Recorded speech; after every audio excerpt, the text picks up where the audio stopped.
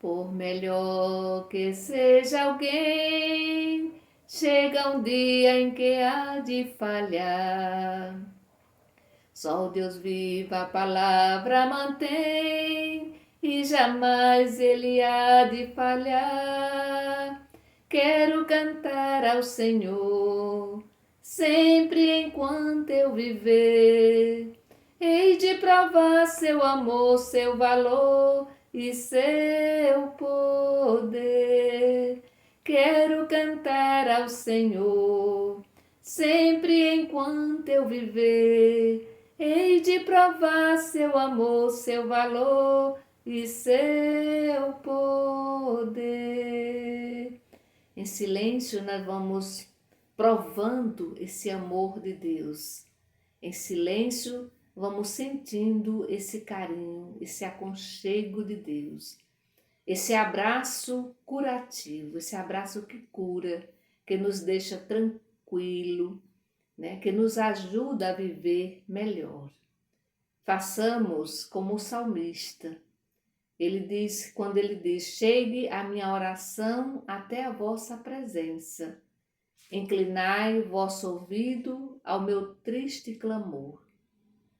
Nesse momento vamos apresentar a Deus os nossos clamores, os nossos pedidos, as nossas preces. Em silêncio, nós vamos trazendo presente todas as situações que nesse momento precisam da intervenção de Deus. E aí a gente aproveita para trazer também presente as pessoas que pediram e que confiam assim em nossas orações. Hoje toda a igreja celebra a festa de São Vicente de Paulo. Queremos rezar pelas irmãs vicentinas, né, pelas congregações que têm como carisma, né, o carisma de São Vicente. Queremos rezar também pelos grupos de leigos, né, que trabalham, do grupo de São Vicente de Paulo, que trabalham, né, sobretudo fazendo caridade, cuidando dos mais pobres. Queremos também neste momento rezar pelo Guilherme, João Guilherme, pela Ana Gabriela, Miguel Barros, Davi Lucas, Pedro Miguel, Maria Luísa, Lara, Emanuele, Maria Rita, Júlia dos Santos, Pedro Lucas e Caio Lucas, Tereza e Ricele Bezerra. Queremos também trazer presente a Rosineide Lins, Luiz Carlos Brito Santana, Natália Rodrigues, Alex Mota, Neide Solange, Milena Coelho, Liene Santana, Janicléa Freitas, Oresina Maria Solange Oliveira, Keila Jubiele, Fabiano Oliveira, Eduardo Oliveira. Rezar também pela Joana e a Lucivânia Martins, pela Maria Isabel Dias, Antônio Carlos Santana, Maria Nunes e Rita Nunes, Francisco Guilherme de Oliveira, Gislaine Neri, Rosiana Maria Andrade, Maria das Graças Bezerra Cabral, Jorge da Cunha, Marcos e família, o senhor Nelson, Alzira Maria da Silva, Jorge e Cristina, seu Francisco do Terço, Maria Lúcia da Silva, Leila e Juraci Júnior, Edilane Alves Santos, Lurdinha, Carla Graciene Silva Soposto, Francimarto Pedro Raimundo e Antônia da Silva Lima.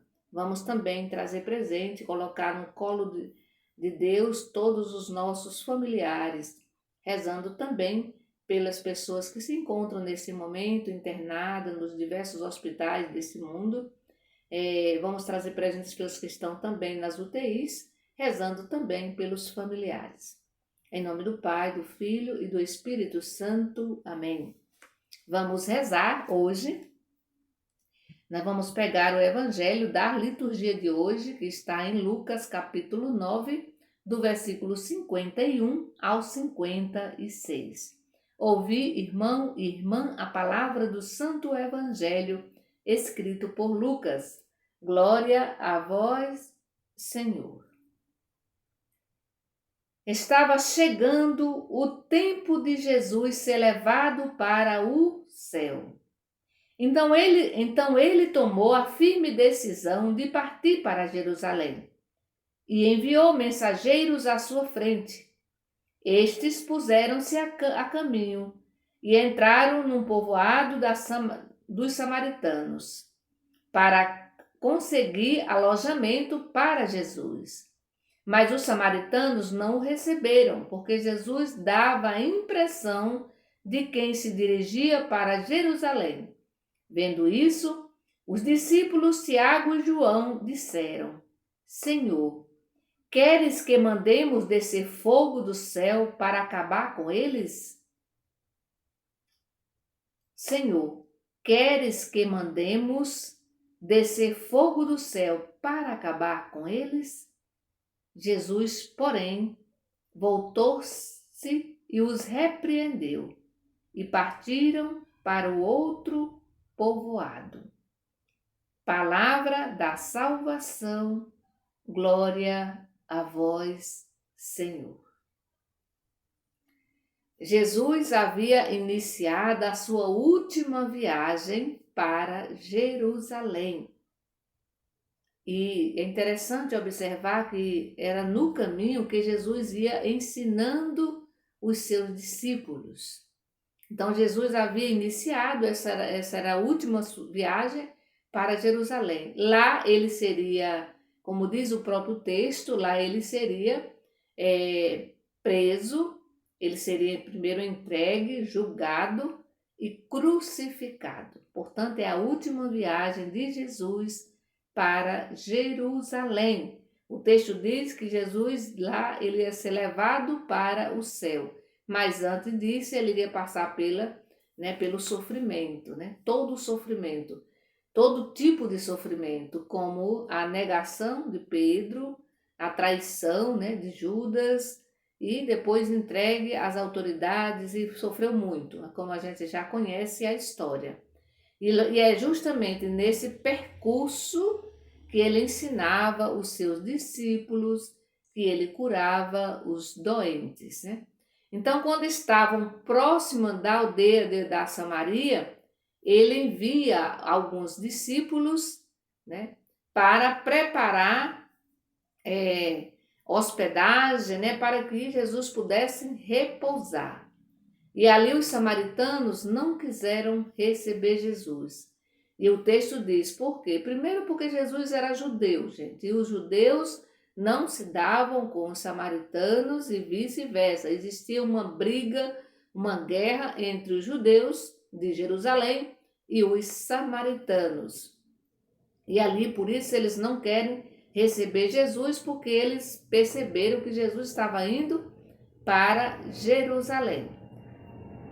E é por causa desse não acolhimento dos samaritanos que os dois discípulos, João e Tiago, os dois discípulos, João e Tiago, pedem a Jesus para atear fogo nos samaritanos. E aí a gente pode perguntar, será que eles estavam tão assim preocupados com Jesus? Isso era zelo por Jesus, ou era qualquer outra coisa menos isso, E é interessante que Jesus vai olhar, certamente Jesus olhou para eles, e disse assim: meus amigos, eu não vim para destruir. Eu não vim para destruir as almas, mas pelo contrário, eu vim para salvá-las. E é interessante que Jesus, e depois em seguida Jesus, depois que os samaritanos recusam receber Jesus, o texto diz que Jesus parte dali, E Jesus parte sem raiva, sem ódio, sem esse desejo de vingança, Mas ele parte com o coração aberto, com o coração livre, ao contrário dos discípulos, Os discípulos tem um coração pequeno. E como pode um coração pequeno acumular tanta maldade? Como pode um coração pequeno acumular tanta maldade? Atear fogo nos samaritanos. Os discípulos de Jesus, meu irmão e minha irmã, não podem guardar rancor de ninguém. Sabe o que é de ninguém? É de ninguém mesmo. O discípulo de Jesus não pode jamais guardar dentro do coração raiva. O discípulo de Jesus precisa perdoar, senão não é discípulo de Jesus. Se guarda rancor, se dentro do coração tem ódio, é porque não é discípulo de Jesus. O discípulo de Jesus precisa perdoar, precisa amar, precisa compreender, precisa ter paciência, precisa ajudar a salvar, não destruir. Meu irmão e minha irmã, é bom a gente dar uma olhada para esse evangelho, porque nós somos seguidores de Jesus. E olha só o comportamento de Jesus no próprio evangelho. Pelo contrário, Jesus vai repreender os discípulos, aqueles que disseram que se podiam tacar fogo nos samaritanos, só porque eles não acolheram Jesus. E Jesus não é esse que paga o mal com o mal, mas com o bem. Ele faz o bem. Então a gente precisa olhar para esse Jesus, que não foi acolhido, mas que ele parte com a cabeça erguida e sem raiva e sem ódio no coração. Nós já entramos na semana, né, a última semana que antecede as eleições. Próximo domingo já são as eleições. E olha que quanta raiva nós guardamos dentro de nós, quanto ódio, quanta intolerância, né? E aí a gente ainda diz que somos seguidores de Jesus. E aí a gente ainda tem coragem de entrar, né? De ir na fila de comunhão, quando na verdade a gente anda cheia de ódio, de raiva. Não é para isso, gente. Um verdadeiro cristão não faz isso, jamais. Sabe? Por mais que a pessoa seja ruim, devemos fazer, seguindo o exemplo de Jesus, devemos seguir em frente. Mas seguir em frente, deixando para trás, jogando fora toda a raiva, todo o rancor, toda a impaciência, né? Todo o sentimento de vingança, a gente deve deixar de lado, jogar fora isso. Por isso a gente precisa muito se pegar nas mãos, precisa se conhecer, né? Se avaliar, fazer uma autoavaliação, olhar para dentro do nosso coração. O coração, aquele coração, né, que eu comungo, que eu coloco, né, que eu vou na fila de comunhão, que eu, né, comungo, que eu coloco meu joelho no chão, que adoro Jesus, que fico ali adorando Jesus, contemplando Jesus, e muitas vezes o meu coração ali está cheio de raiva, cheio de ódio, né? Com palavras grosseiras, falta de educação e tantas outras coisas que acontecem na nossa vida, muitas vezes na nossa vida, né? E que a gente precisa dar uma olhadinha, né? Porque uma coisa é a pessoa que não vai na igreja, que está lá distante. Aqui eu estou falando para nós católicos, mas também para nossos irmãos, né, evangélicos, né? Que às vezes a gente guarda muito rancor dentro da gente. A gente não consegue perdoar, a gente não consegue acolher o outro, a outra, só porque não reza na minha cartilha, né? Só porque não tem os mesmos pensamentos, né? Porque não pensamos iguais, porque não frequentamos os mesmos espaços. E aí a gente quer julgar, a gente quer tacar fogo, né? E a gente já viu, não é só nessa passagem, que Jesus é contra a qualquer tipo de violência, a raiva, porque Jesus jamais guardou isso dentro dele. Ele não tinha raiva nem daqueles que viviam provocando ele, né?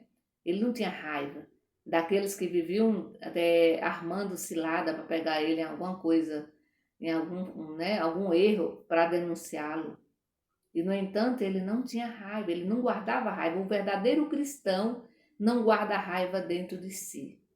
Por isso é bom a gente rezar isso, rezar de novo esse evangelho, retomar esse evangelho. Sobretudo olhando a atitude dos discípulos, também olhando a atitude do samaritano que não acolhe, né?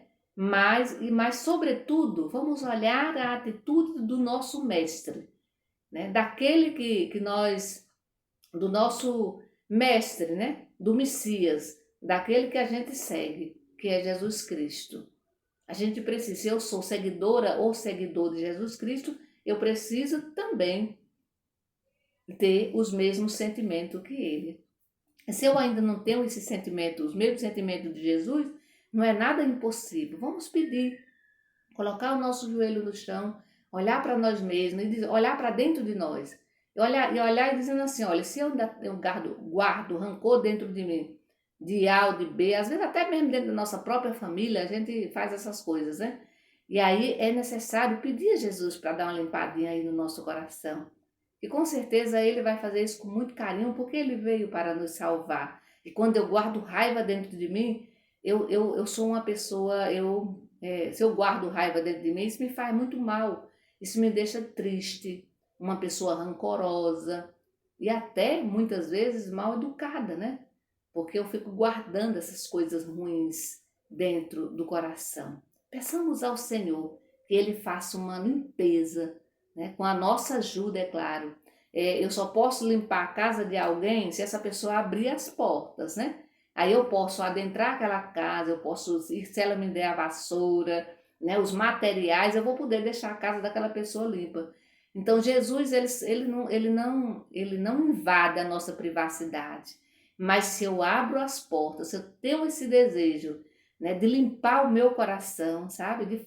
E quando eu limpo o meu coração, eu permito que Jesus faça isso, eu vou carregar dentro de mim, né, eu vou poder sorrir, eu vou poder tratar os outros com ternura, com carinho. As pessoas vão gostar de se aproximar de mim, dizer assim, olha como é bom estar perto de você, você me transmite paz, você me transmite alegria, você me deixa tranquila, você não tem aquela energia pesada. Tudo isso por quê? Porque a gente precisa constantemente permitir que Jesus adentre a nossa casa, a casa do nosso coração, para fazer junto comigo essa faxina. Tirar aquilo que não serve e jogar no lixo, né? Jogar lá no lixo mesmo, amarrar bem amarrado e deixar que o caminhão do lixo leve embora.